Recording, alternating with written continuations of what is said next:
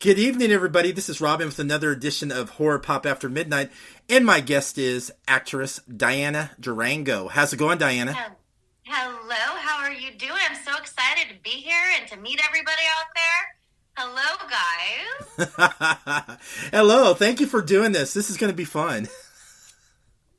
I'm stoked. I've heard so many wonderful things. Amy Rolfson said that this is by far one of her most favorite shows that she's been on and that she listens to or whatever. So I am stoked. That's right. We love Amy. Oh, I do. I was telling you, I was like, how much I love Amy. She's like my film sister. She saved my life once or twice. And she's the most real girl that I know, aside from myself, in Hollywood. So there you go. She has my back, and she tells me if I have something in my teeth, or if my booty's getting big, or if I just need to bring it down a little bit. Yeah. So yeah. Oh yeah, she rocks. She's straightforward. But now let's get down to business and have some fun. Yes. All right. So, are you a big horror fan? What got you into the world of horror? So, oh goodness. I love horror. I love certain types of horror. The really, really gory, like seeing the blood and the guts and the tearing, I will turn my face to it, but I am in awe of it. So Amy had me be a part of her movie's great. It's called The Inn. And she goes, you have to see what the effects on this thing. And I'm like, yeah, whatever. She showed it to me, and those scenes are super, super gory. They're things that I would probably be like, oh my goodness gracious, I don't want to watch. But I am so in awe of those because it takes so much to make those look real and to make them look like actual skin and actual guts and actual gore and all the cinematography and the really great acting that goes into it. So that's what I like about horror. I always liked the Scream. I'm a 90s baby. So we have the Scream movies. We have, I Know What You Did Last Summer. I've seen so many movies with Jennifer Love Hewitt that I just, I'm just like, and Nev Campbell that, it's there for me. But I think that the classics of the 80s and the late 70s are kind of where I really like it because that's where we were just getting into really great effects, man, for horror and what that really meant. And it there was a freedom to really get gory at that point and get scared out of your mind. We were coming out of the 60s. The 70s kind of were like the pioneering era, showing a little bit more skin, being a little bit more risque, and stuff started getting real at that point. How I got into horror, Rick Danford got me into horror films. He had this 24-hour film festival, and he was like, I have this concept, this and that, and I don't know what to do with it because they give you a topic to choose. And I said, we need to, I said, here's a quote from Nietzsche, Rick, go with it. And the quote from Nietzsche is, if you stare long enough into the abyss ends up becoming you, and it'll still stare right into you. And he just went with it. That's all I had to give him. And he came up with a Bloody Mary movie, and we shot it at one of my mom's, houses that she ended up inheriting. And it was intense. And I loved the makeup and the color, and I got into this nasty looking person. And before then, they always cast me as the sex symbol or the, oh my God, I can't do this. And I love those. I love being a sex symbol. I love being the girl that everybody wants to date. But nobody was really trying me. Nobody was like, I want to make her look ugly. So my line is, make me look ugly but pretty. So they were able to make me look really ugly. And I remember being on set, the lights were out, and Chuck Turgeon was there with Rick. And I came out and I go, ah! And he goes, oh my God. He goes, Rick, put the lights on. She's freaking me out. Rick, she's touching. And it was just something where it allows me to have the permission to be that angry, scared, rageful person that is scared out of her mind, but don't mess with me. And that's what you'll also get with the Halloween movies that we're doing with Rick Danford. Amy and myself are in these movies as well. He has me playing Laurie. And Laurie Strode, that was scary in itself, but Laurie Strode, she's a strong woman. And she gets scared out of her mind, but it's don't mess with me. Do not mess with me, because when push comes to shove, I will show you who I am. So, yeah. Long story long. You gotta play Laurie Strode, And these Halloween fan films you're talking about that Rick did is called Halloween: Death Among Us. Yes. There's a lot of episodes of that. So how'd you become part of the Halloween fan films through the demented mind of Rick Danford?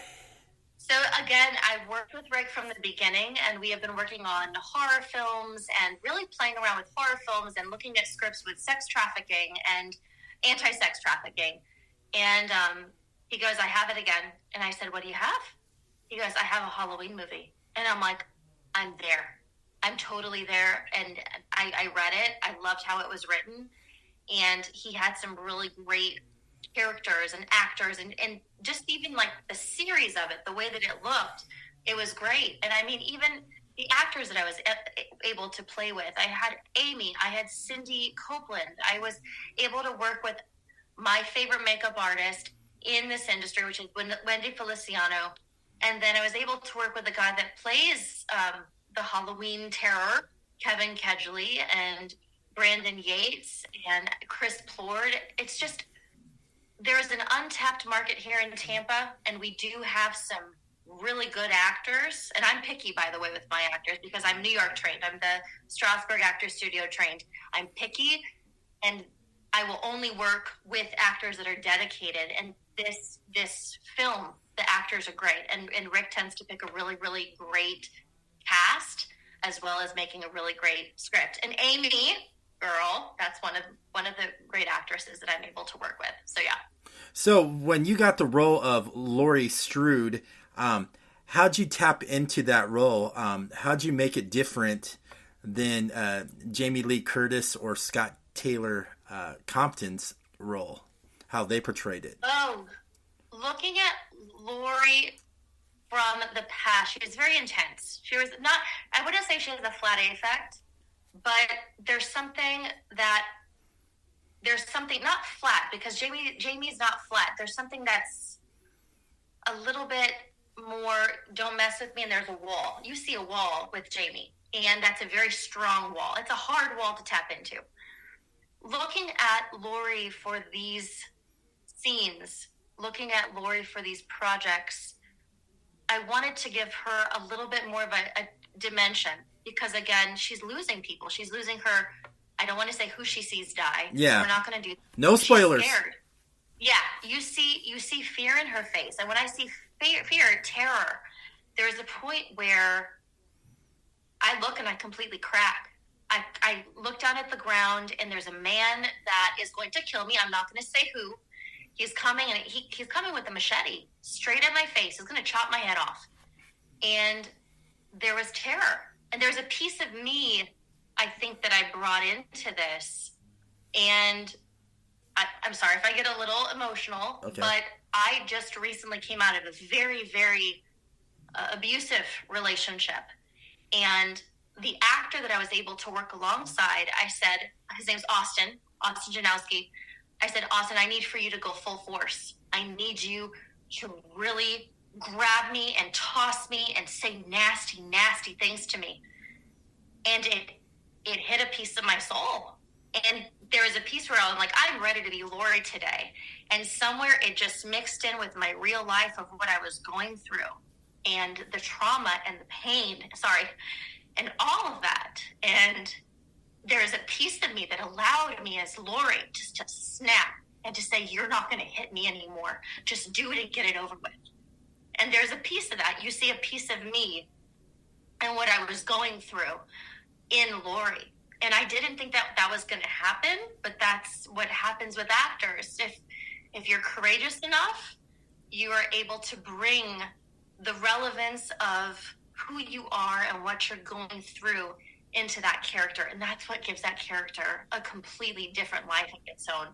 And I think that that's what you can really get out of this Laurie, seeing her trauma and seeing that she's just not going to deal with it anymore and just get it done with, because you know what? She's done. She's over it. She's finally able to see fear in the face and say, I'm not scared anymore. Just do it.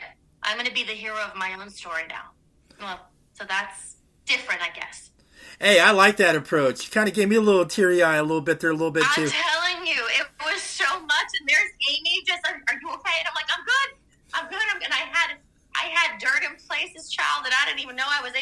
dirt, and I'm just like, I'm good. I'm fine. And my mother was on set.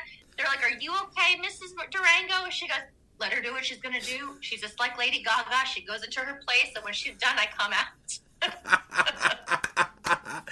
Now, speaking of, the Halloween Death Among Us, you're going to be in the next installment. It's going to be a Chucky film, which is a Halloween Death Among Us story. So, how'd you become part of the Child's Play fan film? So, at the end of the last Halloween story, and again, I don't want to give anything away because you guys have to watch it. Yeah. You will see, and Rick's really great with this. He's great at showing how all the stories come together. And it's a fan film, right? So it's a fan collaboration. You get to see how Laurie connects with this continuation of the Chucky doll to somebody that she knows. Ooh. And when you touch that doll and you look at that doll's eyes, I just look at you like this. We're going to be best friends. It creeps you out. It creeps you out. So I am the gifter of this doll to my godson, and Debbie Paulson is in this movie. She does a great, great job, and she also is able to bring her life and her acting ability into this character.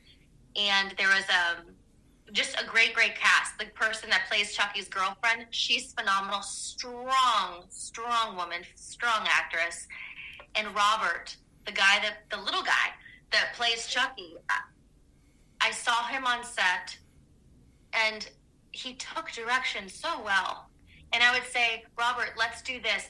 And because I was also assistant directing, as well as I'm a therapist, so I was also excuse my French, I can't talk today. Psychology consulting, which is also something that I do. He took direction really well. This is a young little guy, and he's scared in his own right of horror films. And there are other younger kids on set, and they're scared. But this kid, both of them, they were able to take direction so well. And I would say, feel that anger. Keep on feeling that anger. How about you do this while you're talking? Do you feel it? You feel the anger? Now bring it out. Brought it out every time. And he would get his lines, and with a matter of 2 repetitions, 3 repetitions, he had his lines down. I was blown away, completely blown away. And having Rick and the cinematographer there, DJ, and Vic there doing sound, and Keith there doing lighting, it was great. It was absolutely phenomenal, putting everything together. We were able to use a studio in St. Pete owned by Buck Trick, great artist. And he goes, yeah, use our place. Phenomenal place to use. But it all came together. And Rick was just able to bring everybody together, have the story portrayed, and he has the vision. He already knows what it all looks like. Everybody just has to come together and collaborate to put it through. The other person, Corey Weber, is on there as well. He's done some phenomenal work as well. So yeah, great project. Yeah, I'm looking forward to seeing it because I love horror fan films because there's a lot of great Halloween fan films out there. There's one I watched. I had the filmmakers and cast on. You can check it on YouTube. It's called The 78 Slasher. The what? 78 Slasher? Yes. I'm going to put this down. Wait 1 second because I'm going to be watching this. Wait 1 second. 78 Slasher. Yeah. And for all you guys that are watching that are friends of mine, I'm going to post this on my wall so you guys can click on it on his YouTube so you can check it out. So I'm going to check that out too. I'm stoked. Hey, you should. It's really good. It's well filmed. How they filmed it, they filmed it like a vintage, like 70s style film with the crackling, the grain in it, and it feels like you're watching a VHS tape, which is pretty cool. Oh, is it a short? Yeah, it's a indie short film, fan film. It's like 32 minutes long. Oh, I'm excited. Is there so we tend to use, the project that I've been on, they tend to use characters that I guess that have been in comic books. Is there a character in this, a 78 Slasher, that comes out, or did you guys actually create this organically? my friend created it. I didn't create it. I just had them on and saw it. Yeah, so they just got done showing it. But you need to check it out. I'm not going to spoil everything. You'll have to judge that for yourself. I'll check it out. So do you act as well? Do you act in horror films? No, I don't. I do a lot of interviewing, and I'm a fan of cinematography, and I always want to learn how to work behind the camera. I'm going to find some way to get hands-on training to work behind the camera. I'm just a big fan of cinematography. I love horror. The only horror film I was in is a film coming out about a crazy filmmaker goes around killing everybody over his indie film. I'm not gonna. That's what the film's about. And I play one of the film judges that gets kidnapped and gets beat up to death. So I'm all decked out, all bloodied up, and with two other guys. How long were you in makeup for that? Because looking at what Wendy does, she has us in makeup for such a long time to make it look real. Yeah, I say I had to probably be in it probably about like almost 2 hours. She did a real good job. She made my shiners look good. A fat lip. When we get off this podcast, I'll send you the picture. You can look at it. Please. Rick had. Did you see? You've seen all the Halloween videos. Yes, right? I have. Yes. Did you see the eyeball that was popped out of the? Oh my God, that was. Yeah, that was amazing. That was just so cool. So cool to me. So, yeah. Another project you're in, it got me all geeked out, man. To me, it was a major geekgasm. You're in this Battle Star Galactica fan film called The Stranded Warrior, where you get to play a colonial warrior, which I'm jealous. Yes. When I found out about that, I started geeking out. I was like, man, Diana's lucky. She's gonna tell me how'd you became part of The Stranded Warrior, that Battle Star Galactica fan film. So that is a story in itself. I'll take it back to a decade ago when I did a feature film in New York. They remembered my acting, great cast, and one of the people that I was working with, George Kyriakopoulos, I could just call him George K, told George Zuvalos, who was my director 10 years ago, we need Diana for this role in this movie, Once a Week for Life. So they saw my acting as the main character Eve in Once a Week for Life. And one of the producers of Once a Week for Life was Peter Jacoumis, who George Jacoumis is his cousin. He was one of the cinematographers for Orange is the New Black and all these really, really great shows.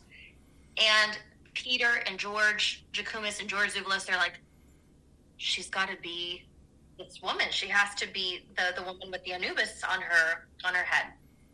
And they brought Chris Moore, who's the other producer of Battlestar Galactica Stranded Warrior, and they were like, no, we need Diane.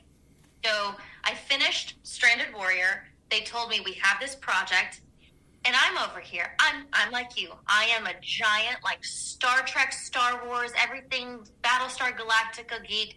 Again, my favorite person in Battlestar Galactica, and I will say this till the day I die. Jane Seymour, but she dies early. I totally get it, and I'm like, we needed more of Jane.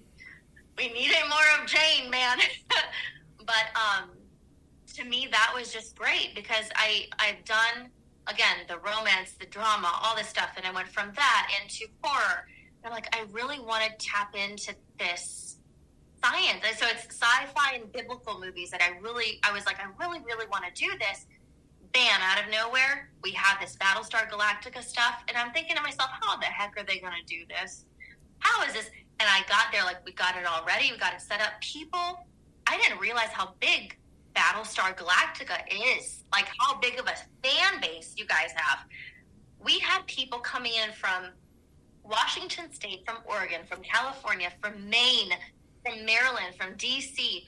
They all came in, and they came in with their uniforms just to be a part of the background, just to come in. And we were there, for a few days. We had a huge green screen. I was there with, my outfit, which Todd's daughter went over and she made my outfit, which was amazing. And I was blown away. And then they brought in the teaser that you see right now. It's not cut just yet, but they wanted to put something out there. They have CGI people coming in from around the United States to put me inside of the spaceship, to show the rockets going off, to show all this stuff that's set from the 1970s, not the new ones. They're actually redoing everything from the 70s. And Peter's friends, I believe, with the creator's son, that there's so many connections that they have. There's so many people that they know. We went to Dragon Con. So if anybody is going to go to Dragon Con this year, I will be there. You will see me. We went to Dragon Con. We went to another convention in DC, and there's so many fans. And I was honest to God blown away. It was great. And to see, I had a woman, she was in her 80s. She was with her friend. They came from Wesley Chapel. We were in Atlanta. And she had said she always wanted to go to a Dragon Con. And her friend has cancer, and she's getting older. And she goes, this was on my bucket list. And she goes, thank you so much for being here. And thank you so much for being a part of this. And thank you for just talking to me and I'm in a fan film. Like, so this was just something where people, they invest so much of their lives in this. And I think it's because I think that space, you know how they say space, the final frontier, it really is.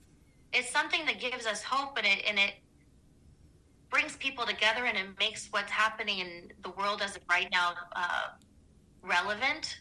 Because everything that you see in space movies, it's relevant. You see that the trying to mix in of cultures and mix in of ideas and different space aliens, and there's always this person that's lurking in the corner that wants to take over, aka that's me.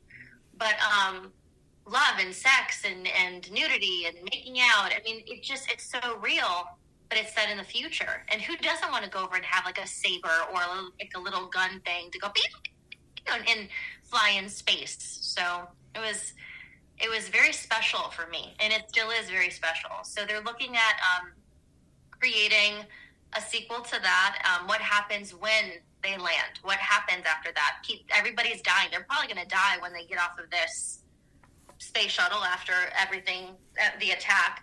But what happens when the stranded warrior lands? What's going to happen to the bad guy and the good guy? And are they going to even remember who they are? Is there going to be amnesia? What's going to happen with that? And then if there is amnesia, does the good guy stay good and does the bad guy stay bad?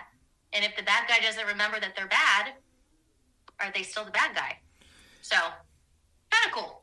Yeah, that kind of reminds me of the old Battle Star Galactica episode where you see Starbuck. He crashes on the planet with a Cylon, and yes. and they both have to survive each other. So they become friends. Instead of being enemies, they decided to work together. Yes. That kind of reminds me of that episode where Starbuck was stranded with a Cylon.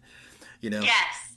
And that's a cool thing, I think, with looking at the Battle Star Galactica and Rick's movies. And I always look for this in my projects. It makes you question. There's that moment in Rick's Halloween movie where you see Laurie looking at her brother, and he's dead. There are multiple times that he's dead, but she looks at him, and it was her brother. That moment where she realizes, that's my brother. He wasn't in there, but he's my brother. It's that idea of the mixture of good and evil, right? People think, okay, there's good and then there's evil and everything is just black or white. But especially living in this day and age, it's not the fact that you're either black or white. It's that, how do you mix? How do you make that balance work out? And those are the scripts that I really, really like, because it makes people, instead of being passive viewers in movies, it makes them really think about their life, how they're assessing their life, how they're assessing themselves, and how they're kind of just working around what's going on in the world today, because the world's confusing as hell as it is, right? And it just really helps people exercise that internal ethical dialogue, and I really like that a lot. Hey, I like that too. There's another film you're going to be doing with Amy, of course, called The Annihilator. Can you tell me a little bit about that? So I'm not able to discuss everything about it. I actually, the director is Gunter Sanderson. Amy introduced me to him. He is amazing, and I'm going to be acting with Amy as well as Cindy Copeland. I am stoked to work with both of them yet again. Gunter came up with this movie and I just found this out. He came up with this movie a while ago, and certain things that happened. I'm going to let him tell that story because that's not for me to tell. But it's something that became a really huge passion project for him. And he hasn't told me the whole story because of the fact that my character is kind of like this secret character that kind of is a surprise at the end, and he doesn't want the secret to come out. So I still don't even know what happens. He still has yet to tell me, and I won't find out until March. So, but my character that's there, it's kind of like you think that you know, but you have no clue what's happening, and it's the cincher.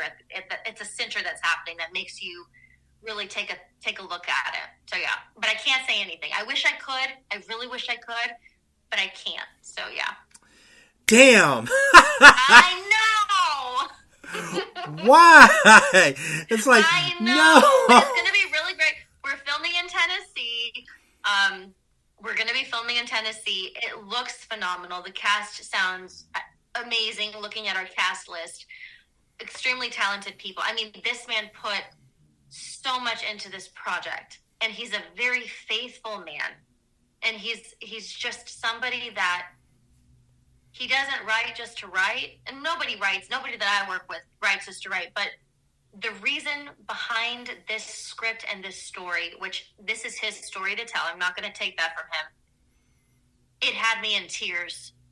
And when he finally tells you, I'm going to be cryptic about this, there is somebody that passed away years ago that I will be making sure that we bring her to set so that she's there with us, and her family is going to be there when we premiere this. And I found out who she was. I found out the kind of person that she was. I was in tears when he was telling me, and the story of who she is and what she stands for will be there with us, and it's definitely be there with me, because that's the purpose. For me, that's a purpose. That's like a different purpose for this. And yeah, that's where I have to leave that. I'm sorry. I'm definitely have to check that out. Besides being a big fan of horror, I love all genres of film too. So I'm going to definitely have to reach out to that filmmaker and please. I think I'll connect her. Amy can connect you to Gunter. Great. Such a great guy. Such a good guy. Great. And he cares. He's like Rick. All of my directors, I think, that I've been able to work with, even in the past, like Debbie Markowitz, Elias Plagianos, Judy San Roman, they just all care. And once you become part of this film thing, there's glamour. It happens. It's like 5% of what we do. But then you become part of a family, and we all kind of sort of work together, and we all have each other's backs if we're lucky. Some people we don't want to work with, but for stuff where you meet our Amy's in life or Rick's in life, they become really special. They're family. They're family to me. So where can everybody find you on social media? So Instagram, I'm still one of those old people. I think I have a Snap, but I don't use it. Everybody's using TikTok. I need to figure that out. If anybody wants to help me, reach out to me on the ones I'm going to give you. On Instagram, I'm Diana Durango 813. And on Facebook, I am Diana Durango Valero.